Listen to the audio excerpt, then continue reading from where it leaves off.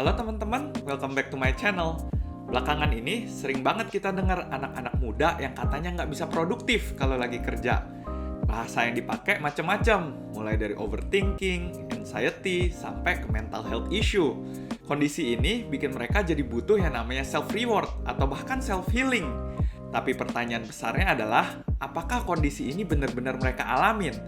Atau sebenarnya ini cuma sekedar self-proclaim aja? Yuk langsung aja kita bahas lebih lanjut.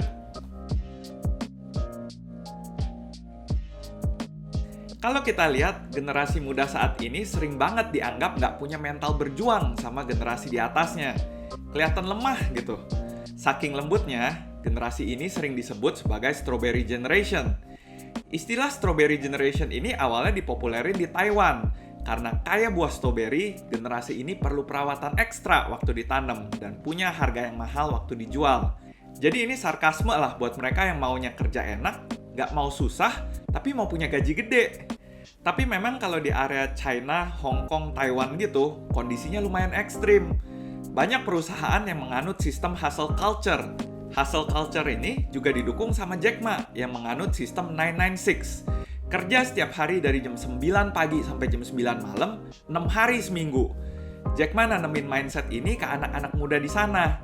Jadi anggapannya, kalau mau sukses, nggak cukup tuh kita cuman kerja 40 jam per minggu. Harus ada waktu yang dikorbanin buat kita bisa sukses mencapai apa yang kita mau. Di sana, sebutan strawberry generation ini sering dipakai buat nyindir mereka yang nggak bisa cope up dengan hustle culture ini. Jadi bedain ya kondisi antara di Cina sama di Indonesia. Kalau di sini baru lembur sekali aja sampai jam 10 malam atau disuruh masuk pas weekend, udah pada langsung ngepost di sosial medianya kalau mereka butuh work-life balance. Atau baru sekali dimarahin sama bosnya nih, ya mungkin sebenarnya juga karena kerjaannya mereka yang nggak benar, langsung ngeluh dan ngeklaim tempat kerja mereka sebagai toxic working environment.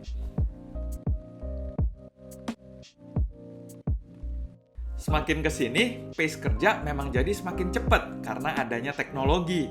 Teknologi bikin kita jadi kayak selalu dikejar-kejar deadline dan gak ada waktu buat istirahat. Contoh paling gampangnya mungkin di urusan komunikasi deh. Sekitar 30 tahun yang lalu, orang masih komunikasi pakai surat dan butuh sekitar 3-7 hari buat surat itu nyampe ke orang yang kita tuju. Tapi sekarang, kita cuma butuh 5 detik aja buat kirim email, atau WhatsApp message, atau juga call orang yang mau kita ajak ngomong. Apalagi makin kesini, makin banyak juga perusahaan startup yang mau nggak mau memang diharusin buat lari. Dan sistem WFH yang bukan bikin tambah santai, tapi malah bikin kita harus standby 24 jam. Nah, hal kayak gini nih yang bisa bikin kita jadi bisa punya pikiran. Wah, bos gue toksik banget nih, ngasih deadline selalu nggak masuk akal. Atau, wah, klien gue sih parah banget dah, revisi nggak ada habis-habisnya. Padahal, kalau dipikir-pikir lagi, hal-hal kayak gini juga bukan sesuatu yang baru muncul belakangan ini. Dari zaman dulu dan di tempat kerja manapun, yang namanya bos sama klien, emang selalu minta hal-hal yang kurang masuk akal gitu. Dan nggak mungkin juga kan kita nahan teknologi buat nggak berkembang. Jadi kelihatannya, memang bisa jadi bukan tempat kerjanya yang salah, tapi cara kita menyikapinya aja yang salah. Gua ngelihat generasi sekarang ini itu banyak yang self-pitying. Karena self-pitying ini memang nyaman banget. Dan gue sendiri beberapa kali juga pernah kejebak di sana.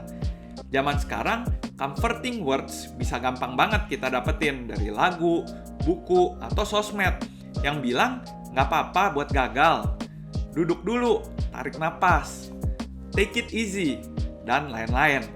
Kalau dipakai dengan benar sih, comforting words ini memang bisa jadi berguna dan bikin kita jadi lebih tenang.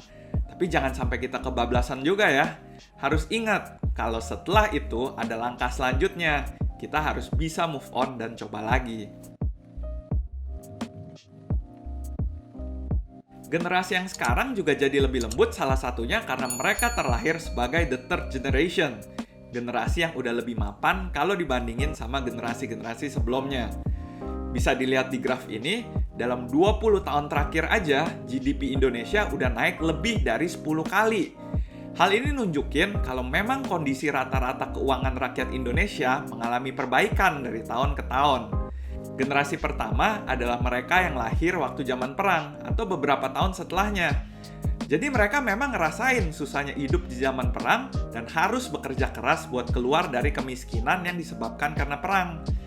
Generasi kedua udah lebih makmur nih. Ini adalah generasi yang orang tuanya udah lebih berada. Tapi karena orang tuanya sibuk kerja, generasi ini kurang dapat perhatian. Tapi generasi ini masih cukup tough lah.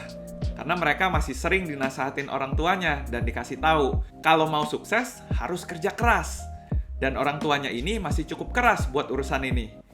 Nah, generasi selanjutnya yaitu generasi ketiga, lahir dengan kondisi yang udah lebih mapan lagi. Orang tuanya udah punya lebih banyak waktu dan uang buat dikasih ke anak-anaknya. Anaknya ini memang di-treat kayak strawberry, ditanam di greenhouse, dipastiin dapat sinar matahari dan air yang cukup. Atau kalau dalam bahasa manusianya nih, dipenuhin lah apa segala kebutuhannya. Waktu belajar jalan dijagain biar nggak jatuh. Kalau sekolah dimarahin gurunya, malah gurunya yang dimarahin balik. Anaknya lembur kerja, mau pulang naik taksi aja nggak boleh. Dan kejadian-kejadian lainnya. Nah, hal-hal yang berlebihan kayak gini bikin the third generation ini jadi nggak tahan banting.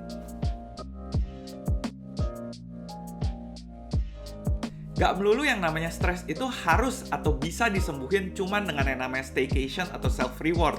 Ya, sesekali staycation dan self-reward bisa sih jadi solusi.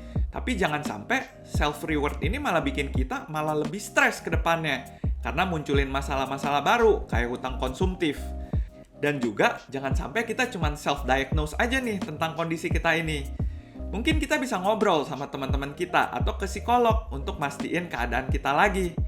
Dan kalau memang dinyatain kita benar-benar didiagnosis depresi, ada dua pendekatan yang mungkin kita bisa lakuin. Yang pertama, kita bisa coba metode emotion focus coping. Emotion focus coping ini fokus buat mengontrol emosi negatif yang ada di dalam diri kita, kayak rasa galau, takut, sedih, marah, dan lain-lain. Contohnya dengan melatih kita buat meditasi, journaling, reframing masalah, atau sesimpel ngandalin otak kita buat selalu berpikir positif. Metode ini cocok buat masalah-masalah yang terjadi karena hal-hal yang nggak bisa kita rubah. Kalau memang masalahnya masih ada di kontrol kita dan bisa kita rubah, kita bisa coba cara yang kedua, yaitu dengan metode problem focus coping.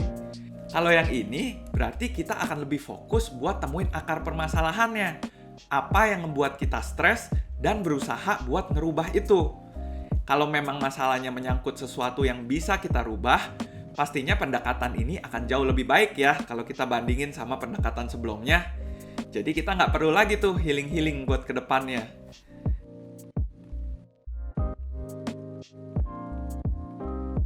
Oke, sekian dulu video kita kali ini.